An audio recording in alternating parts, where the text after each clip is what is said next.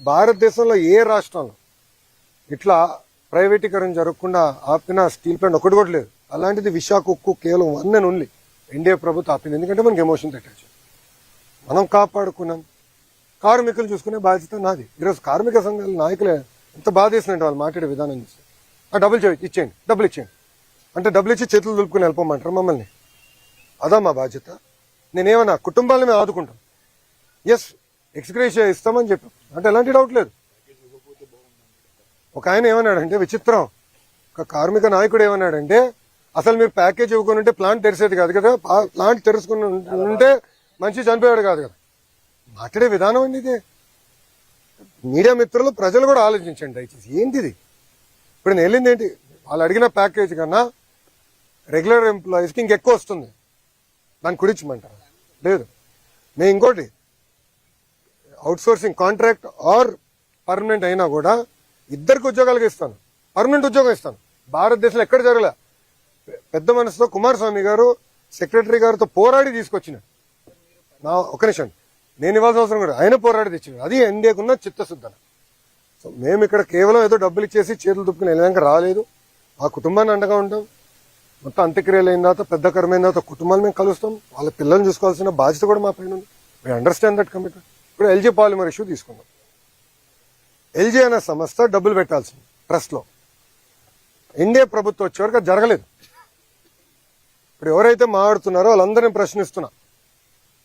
LG మేము NDA ప్రభుత్వం వచ్చినంత వరకు ట్రస్ట్లో పెట్టాల్సిన డబ్బులు వాళ్ళు పెట్టలా. మేమొచ్చి గన్నబాబు గారు, పల్లా గారు, ఎంపీ గారు, మేము పర్సనల్గా తీసుకుని, నేను 2-3 సార్లు కలిసి, వాళ్ళు కలిసి ట్రస్ట్ ఇప్పుడు తెప్పించాం. మిగతా కుటుంబాలన్నిటి కూడా రావాల్సిన నష్టపరిహారం మేము అధికారంలోకి వచ్చితే తెప్పించాం. అక్కడ పర్మనెంట్గా ఒక ఆసుపత్రి కూడా తెరవాలి.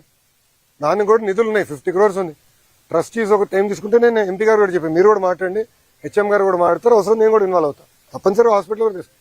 సో కేవలం ఏదో డబ్బులు ఇచ్చేయండి ఇచ్చారు, తర్వాత మర్చిపోయారు. అలాంటి బ్యాచ్ కాదు. వీళ్లకు కాంపన్సేషన్ విషయంలో నిన్న చంద్రబాబు నాయుడు గారి సుపుత్రుడు మాట్లాడుతూ ఆయన మాట్లాడిన మాటలు చూస్తే నిజంగా నాకు ఆశ్చర్యం కనిపిస్తుంది. మానవత్వం అన్నది ఎవరికైనా ఎక్కడైనా కానీ కొద్దో గొప్ప ఉండాలి కదా, ఇలాంటి మనుషులు కూడా ఉంటారా అనిపించింది. నిజంగా ఆయన అంటాడు 1,72,00,000 ఇస్తా ఉన్నాము అని చెప్పి.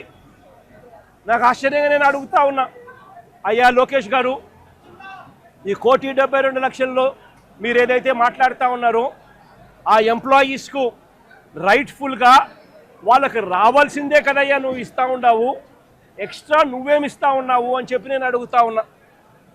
ఈ ఎంప్లాయీస్కి రావాల్సిన గ్రూప్ ఇన్సూరెన్స్ అయితేనేమి, ప్రావిడెంట్ ఫండ్ అయితేనేమి, గ్రాట్యుటీ అయితేనేమి, రిస్క్ ఇన్సూరెన్స్ అయితేనేమి, వీటి నేపథ్యంలో 1.45 crores వాళ్ళకే రావాల. ఆ తర్వాత కంపెనీనే మరో 25 లక్షలు ఇస్తూ ఉంది. అది కూడా విశాఖపట్నం స్టీల్ ప్లాంట్ కంపెనీయే ఇస్తూ ఉంది. కేవలం ప్రైమ్ మినిస్టర్ రిలీఫ్ ఫండ్ కింద కేవలం 2 లక్షల రూపాయలు అదనంగా ఎక్స్గ్రేషియా కింద వస్తూ ఉంది. రాష్ట్ర ప్రభుత్వం నుంచి 0 రూపాయి అంటే రూపాయి కూడా ఇవ్వడంలే.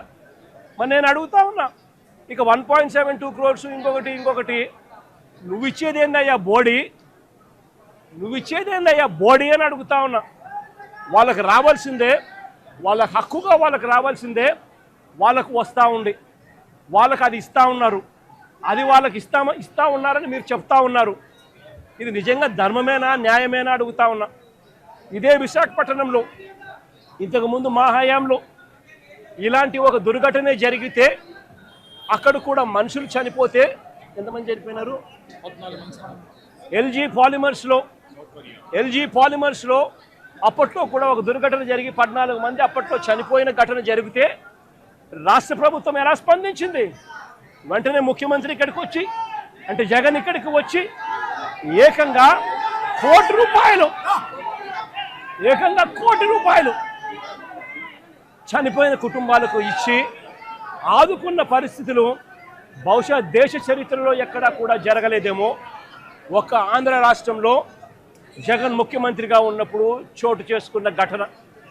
ఏకంగా 1 కోటి రూపాయలు వాళ్ళకు ఇచ్చి ఆ కుటుంబాలకు తోడుగా ఉండి ఆ కుటుంబ వాళ్ళ సభ్యులు చనిపోయిన వాళ్ళకు ఉద్యోగాలు కూడా మళ్ళీ ఆ కంపెనీలో ఇచ్చేట్టుగా వైఎస్ఆర్సీపీ ప్రభుత్వం అప్పట్లో అడుగులు ముందుకు వేసి చేయించింది.